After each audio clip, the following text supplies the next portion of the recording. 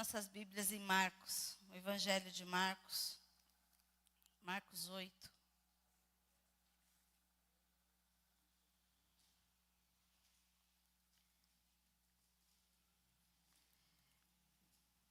Às vezes a gente tenta fugir a linha, né, daquilo que a gente ministra, mas sempre é na linha do Evangelho, é sempre falar desse Jesus, sempre falar desse encontro com Ele.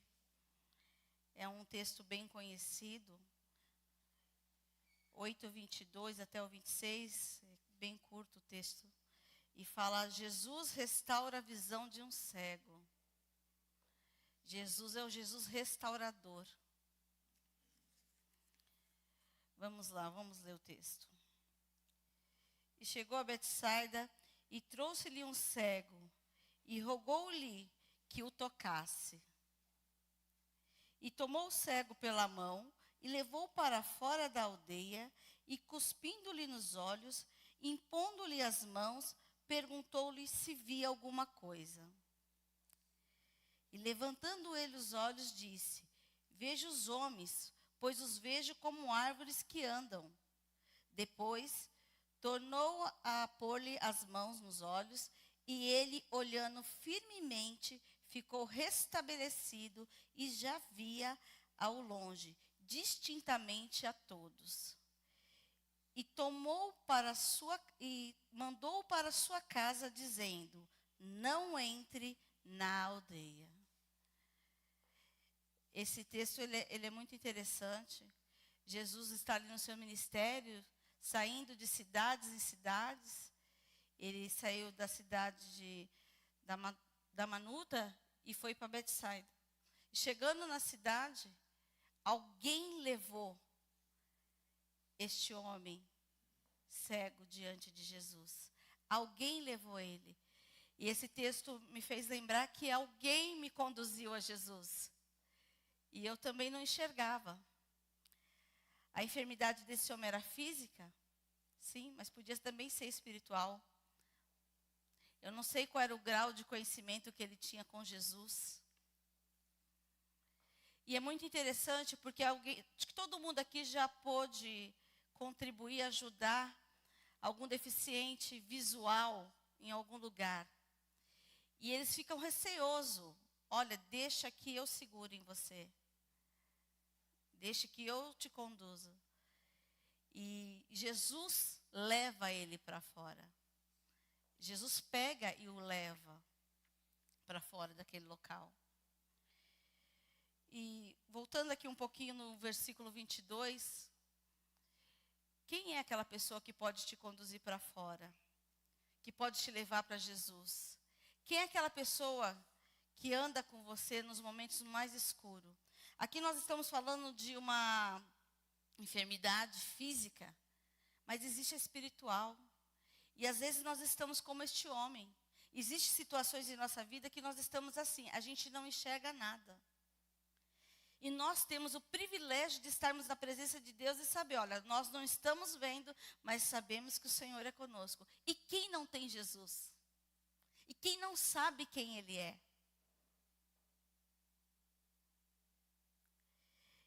E alguém fala, toca nele.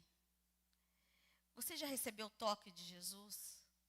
Talvez a situação que você está vivendo, você nem consegue sentir. Mas hoje Jesus, Ele quer te tocar. Jesus, Ele quer tocar no seu íntimo. Ele quer tocar na sua alma. Ele quer tocar e tirar toda a confusão, toda a cegueira. Ele tem poder para isso. Nós vemos que esse homem tinha amigos. Com quem que você anda? Com quem vai te levar para a luz? Ou você vai continuar andando com pessoas que te deixam nas trevas? Esse homem tinha bons amigos. Vou te levar para Jesus. Jesus pode mudar a tua história. Com quem você tem andado? Quem tem sido o seu companheiro? Amigos de farra, para sair, para se divertir, a gente vai ter um monte. Mas alguém que vai falar, olha, eu vou jejuar com você, eu vou orar por você. Olha, vai gravar um áudio todo dia, mesmo sem saber o que está acontecendo. Vai lá, gastar o tempo dela na presença de Deus, intercedendo por você. Este homem foi um intercessor da vida deste cego. E nós temos o privilégio de termos intercessores em nossa vida. Então não deixe de orar por essa pessoa que está cega. Não deixe de interceder pela vida dela. Fisicamente, muitas vezes, você não pode trazê-la aqui. Mas ela pode ser conduzida pelo Senhor através da sua oração. Ela pode ser conduzida para fora da cegueira, para fora das trevas. Há um Deus que pode todas as coisas. Quem levou ele lá, sabia que ele fazia milagres. E nós temos muitas situações. E eu dei um tema. O tema é: apresente-se diante de Jesus. Apresente a sua situação, apresente a sua vida. Tenha coragem. Saia do meio termo, tenha coragem.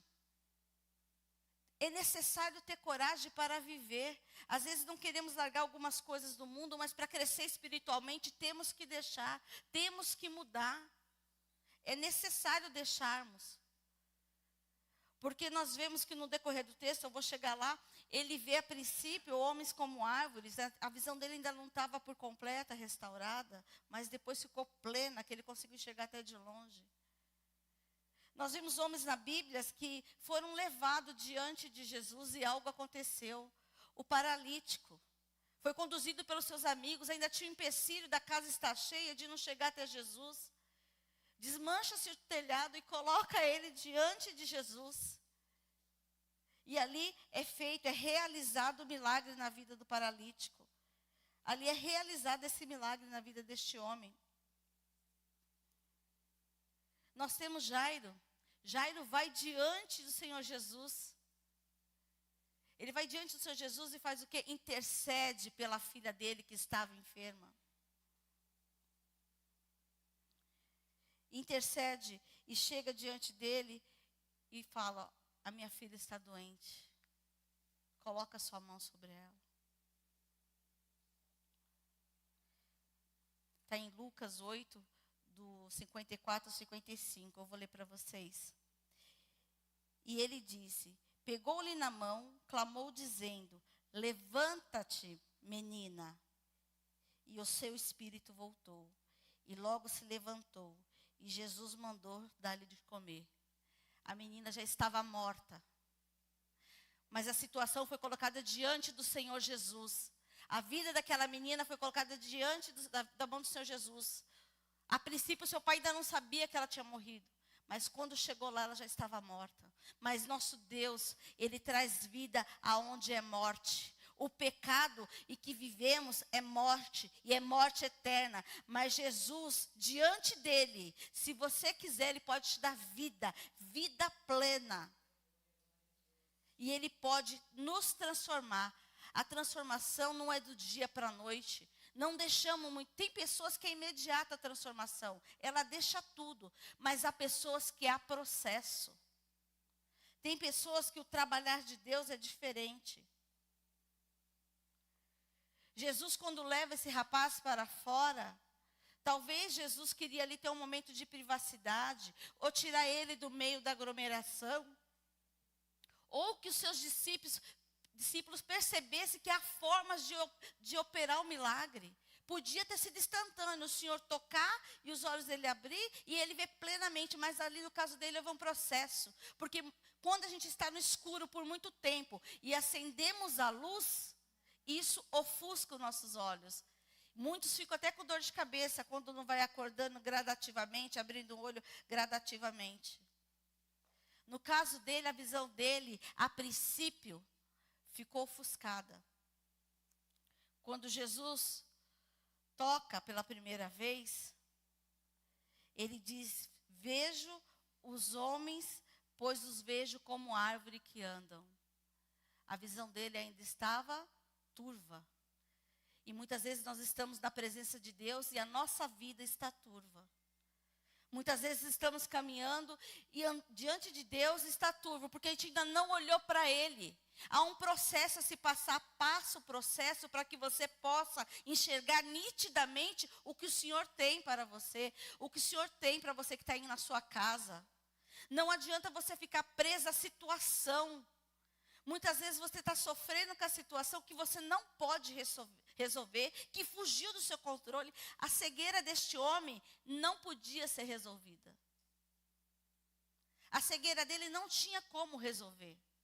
Mas diante de Jesus, houve a cura por completa na vida deste homem.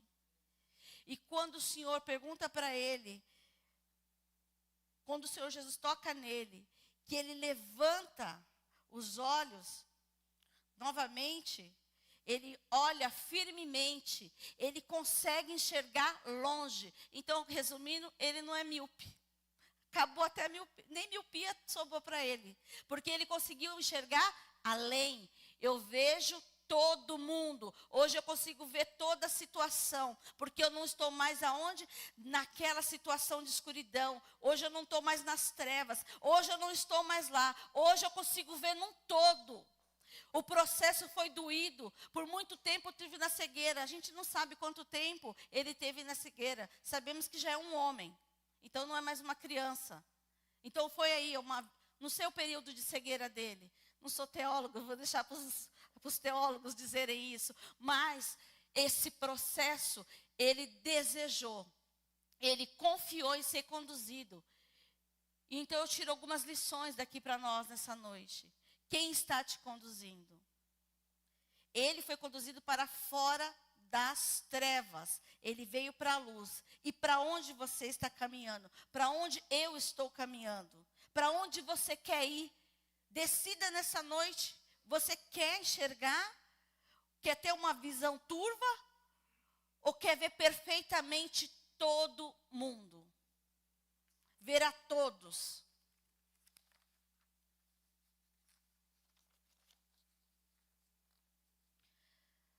Quando a situação sai do nosso controle, o Senhor está nos levando para fora.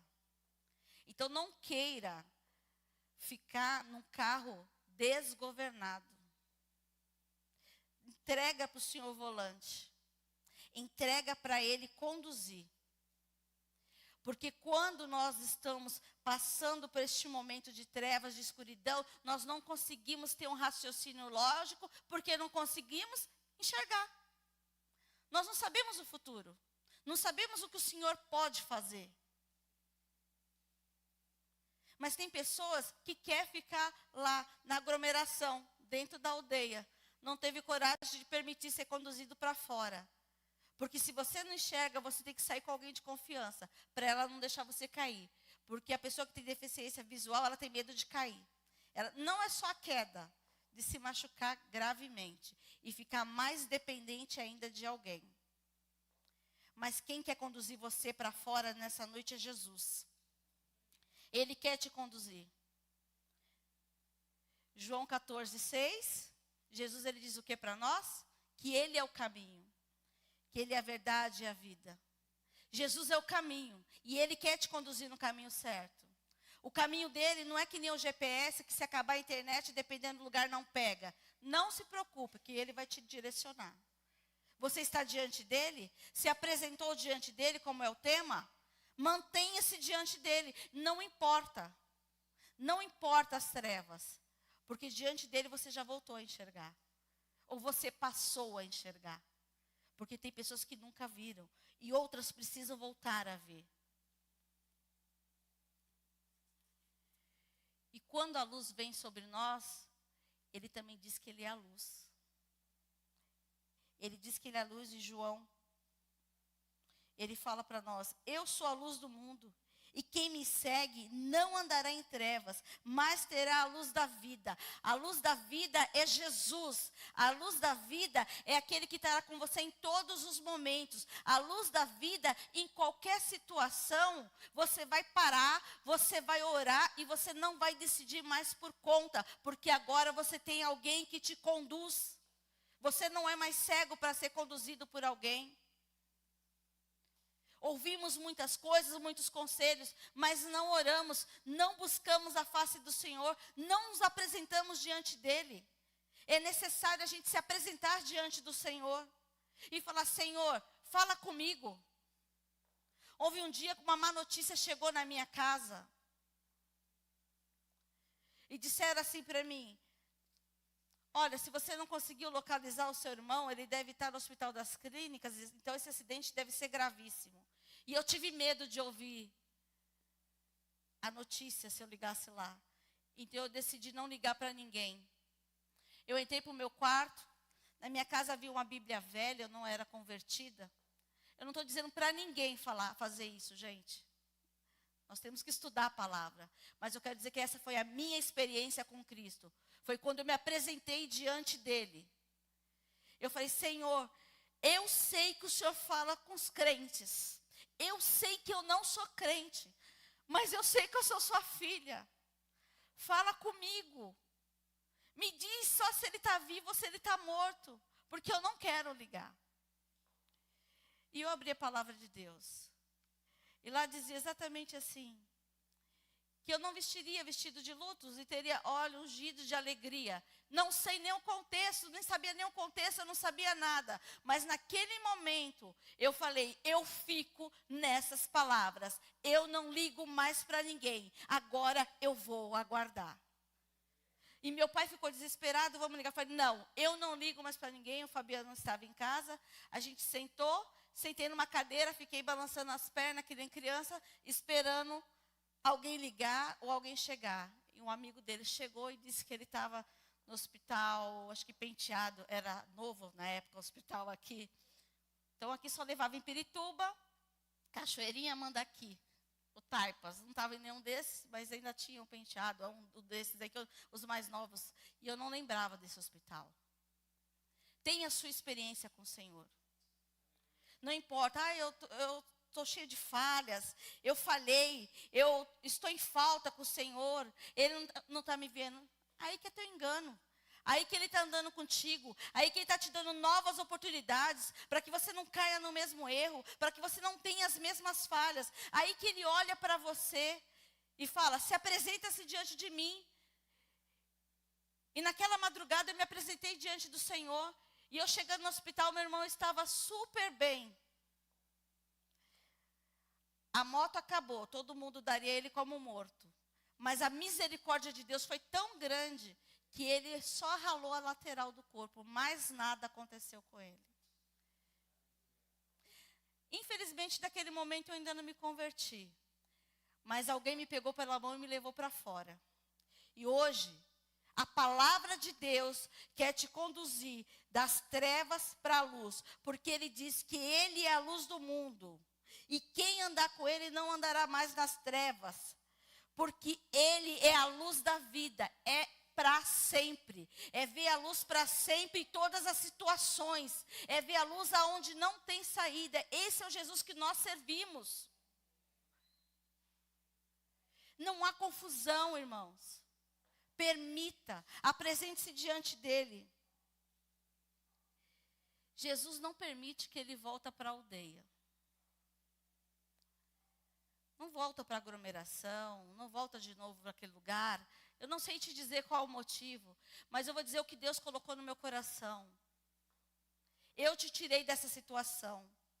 Eu te tirei, te conduzi para fora. Eu te conduzi das trevas para a luz.